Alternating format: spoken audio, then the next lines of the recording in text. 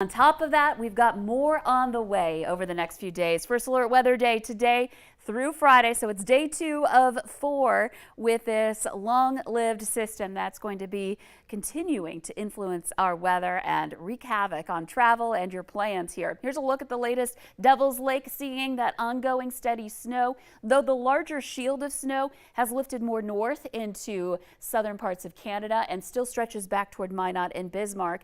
And then you see there's this big area where we have some scattered showers, but it's not as intense as it was yesterday. We've got the low pressure center lifting in, and that's going to give us a relative break, we'll say, from the heavier snow and from the intense winds in some areas. The one exception will be the Devil's Lake Basin here today. We're looking at that snow coming down there up through the Can-Do area and then beyond, and then back over to Grand Forks, seeing some of these snow showers and or rain showers popping up. Grand Forks back through that Highway 2 corridor through Minnesota over toward Bemidji, and on the warmer side, more likely rain showers. Cooler areas in the north, more into that snowy situation. And then on top of that, there may be some sleet mixing in there too. So some showers that have been lifting northward here that we'll continue to watch. But in this area, you can see the wind has really eased up quite a bit. In fact, we only have a 7-mile-per-hour speed in Fargo right now. In contrast, Langdon gusting to 43 miles per hour and 37 in Devil's Lake. So ongoing intense winds and snow mean our blizzard warning continues, of course, for that area. And here's a look at Grand Forks. You can see that fresh snow on the surface here, as looks like a plow has gone through to try to clear that path a little bit. The Red River, of course, has risen back into flood stage, and we're going to be concerned about these rivers continuing to rise with this additional moisture too. That'll be the next thing to talk about with this system.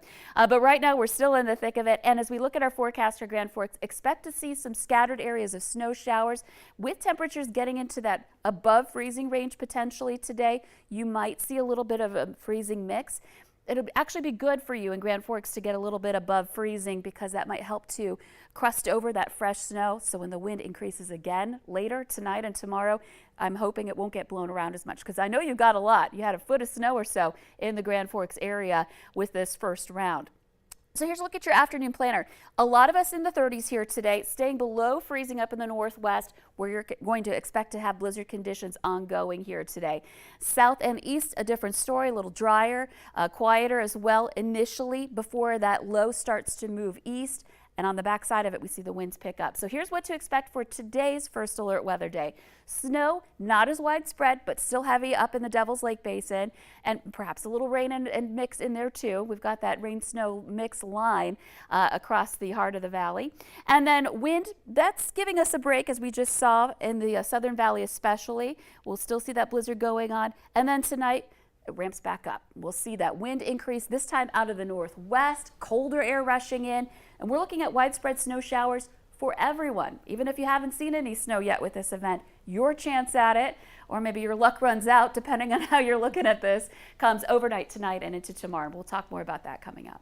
Thank you so much, Lisa. Yeah, a lot to go over, and a lot of that is causing some crashes in the area. A Manville, North Dakota man has been ticketed for crashing into the back of a snowplow during a blizzard in the Northern Valley. The Highway Patrol says the plow was in a convoy on I-29 yesterday afternoon when Jeffrey Lieberg hit the back of the truck. He was then ticketed for careless driving. And 2 men were seriously injured after sliding an icy highway into a pickup. It all happened yesterday afternoon near Minto in Walsh County. State troopers say a driver lost control of his car and slid sideways into the truck. Both men in the car are being treated for serious injuries. A child in the pickup had minor injuries. So let's check those conditions right now for what you can expect when you head out the door this morning. If you are in North Dakota, except for a few counties, you got a lot to watch out for. We are taking a look all along the Canadian. Just got an update here. It looks about the same so far as what we're seeing.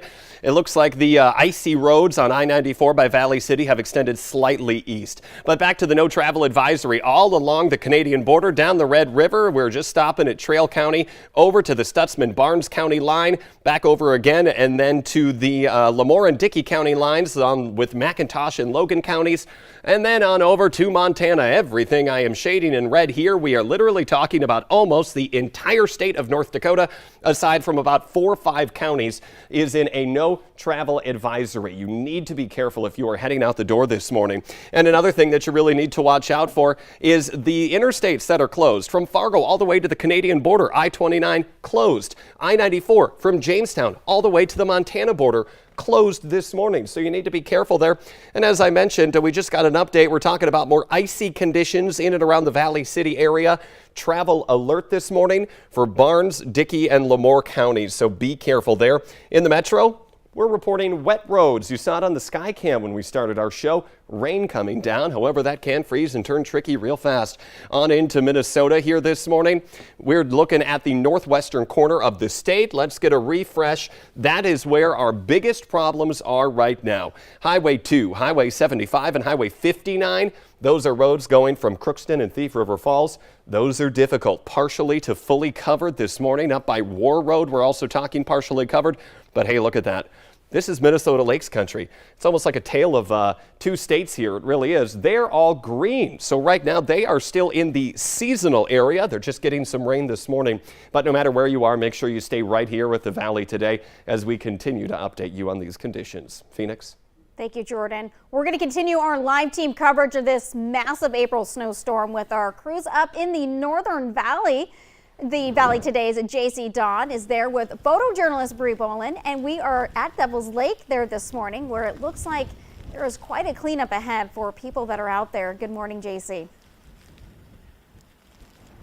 Yeah, Phoenix, I'm here in Devil's Lake, and just within the past half hour, we have some heavy sleet coming down, and I will tell you, it is very painful with these high winds. And speaking of a cleanup, right now here on Highway 2, we have a plow coming by trying to keep Highway 2. Oh, they have some fire right there. Not sure what that is. Some sparking. That's interesting. But we have a plow here on Highway 2. Now, Highway 2 is closed here in Devil's Lake because of this dangerous travel. It is very dangerous, very slick. I'm off of a side road here, and it is absolutely slippery. We actually had a car come through. That is not recommended because it is very dangerous. You have another plow coming in behind them. You can see right here with these snow drifts, that stop sign, almost about a foot up of a snow drift, just about right there. You can see this wind is absolutely taking control of the snow, the sleet that's coming down. So very rough conditions. I would not recommend any travel in the Devil's Lake Basin because it is painful just even stepping outside the door. But I'll stay out here, continue to bring you the latest this morning on road conditions. I'm going to check and see what was going on with that plow, and I'll get back to you.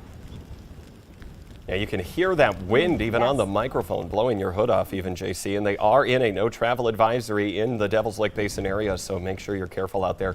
JC Dodd reporting live this morning. Thank you.